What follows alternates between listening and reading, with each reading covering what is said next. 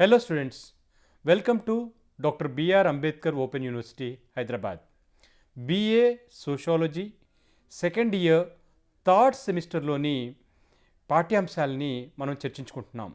అందులో ముఖ్యంగా సంక్షేమ పథకాలు అనే పాఠ్యాంశంలో మనము షెడ్యూల్డ్ కులాలకు సంబంధించి రాష్ట్ర స్థాయిలో ఉన్నటువంటి సంక్షేమ పథకాలు ఏమున్నాయి, వారు ఏ విధంగా లబ్ధి పొందాలి అనే అంశాలని ఈరోజు మనం చర్చించుకుంటున్నాం.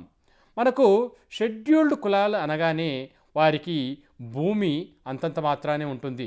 చాలా వరకు సన్నకారు చిన్నకారు రైతులే ఉంటారు. లేకపోతే భూమి లేకపోవటం కూడా చాలామంది షెడ్యూల్డ్ కులాల్లో ఉన్నవారికి భూమి కూడా ఉండదు. అయితే అటువంటి బీదరికంలో ఉన్నటువంటి షెడ్యూల్డ్ కులాలని వారికి చేయూతనివ్వడానికి, వారి సంక్షేమానికి, వారి అభివృద్ధికి రాష్ట్ర ప్రభుత్వం అనేక కార్యక్రమాలు చేపడుతుంది. అందులో ముఖ్యంగా ఒక కార్యక్రమం ఏమిటంటే సబ్మర్సిబుల్ పంపు సెట్లను వారికి అందజేయటం.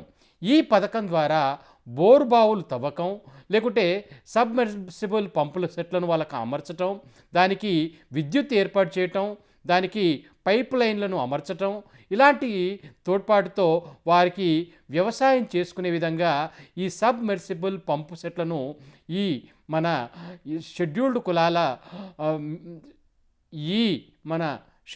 కులాల వారికి అందజేయటం జరుగుతుంది. ఇక మరొకటి కార్యక్రమం ఏమిటంటే ఆయిల్ ఇంజన్లు. ఎక్కడైతే విద్యుత్ సదుపాయం లేదో అక్కడ వారిని గుర్తించి వారందరికి కూడాను వ్యవసాయం చేసుకునే విధంగా, అంటే వారి వ్యవసాయ అవసరాల నిమిత్తం ఆయిల్ ఇంజన్లు కూడా ప్రభుత్వం అందజేయటం జరుగుతుంది.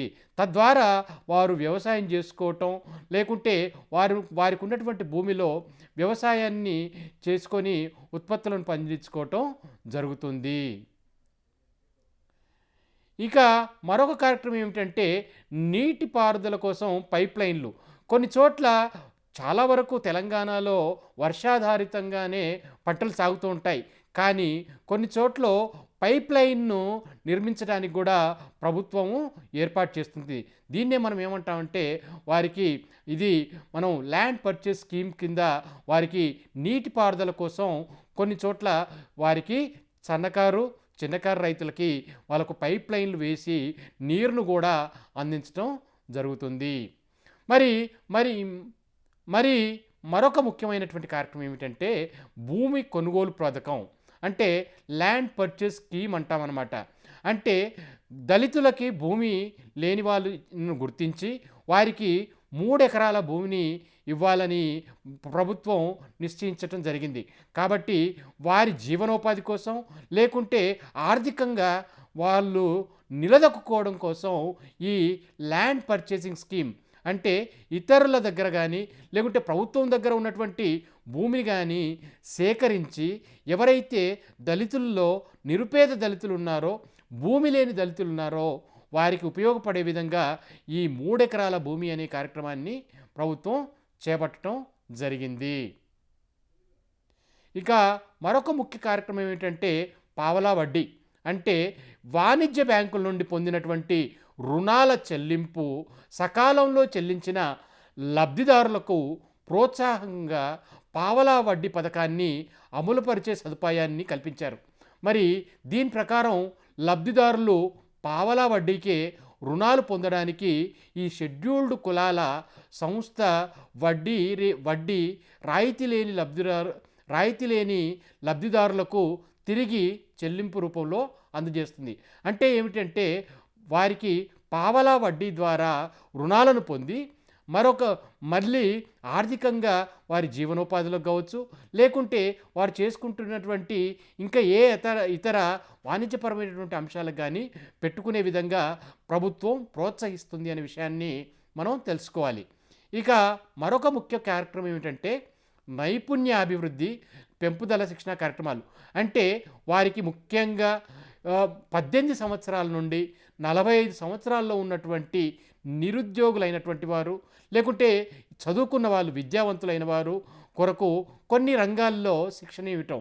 ముఖ్యంగా ట్రాన్స్పోర్టేషన్ కావచ్చు, ఐటీ కావచ్చు, తోళ్ళ పరిశ్రమ కావచ్చు, లేకుంటే వైద్య సేవలు కావచ్చు, లేకుంటే అతిథి సేవలు కావచ్చు, నిర్మాణ రంగాలు కావచ్చు, ఇతర ఏ రంగంలోనైనా కానీ వారికి శిక్షణ ఇప్పించడం జరుగుతుంది.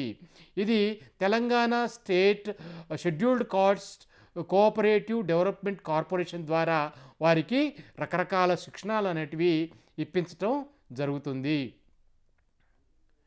ఇక మరొక కార్యక్రమం ఏమిటంటే స్వయం ఉపాధి ఆధారిత కార్యక్రమాలు.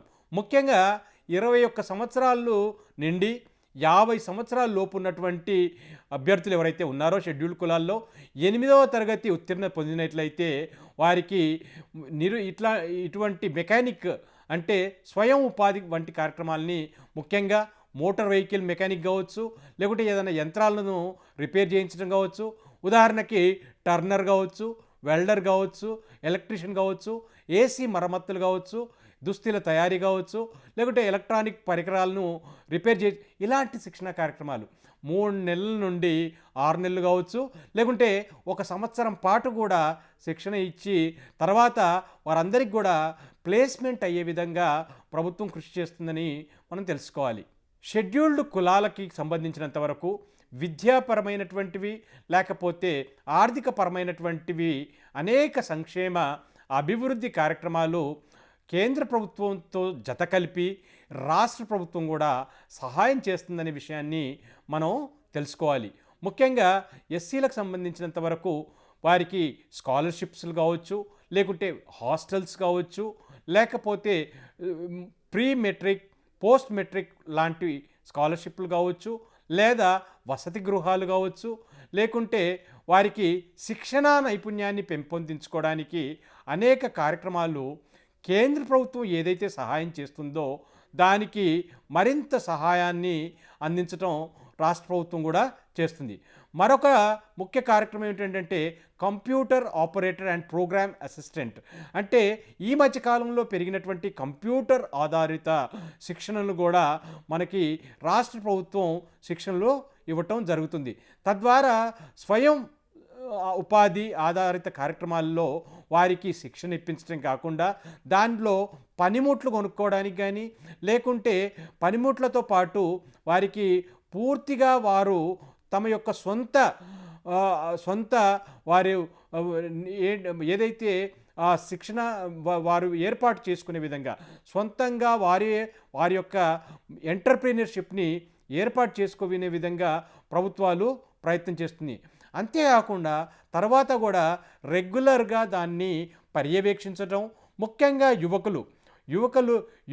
యువతుల్లో ముఖ్యంగా వారిని ప్రోత్సహించటం, శిక్షణ అనంతరం కూడా వారు నిలదొక్కునే విధంగా లోన్లు ఇవ్వటం కూడా మనకు ఎస్సీ డెవలప్మెంట్ కార్పొరేషన్ ద్వారా ప్రయత్నాలు జరుగుతున్నాయి. Thank you.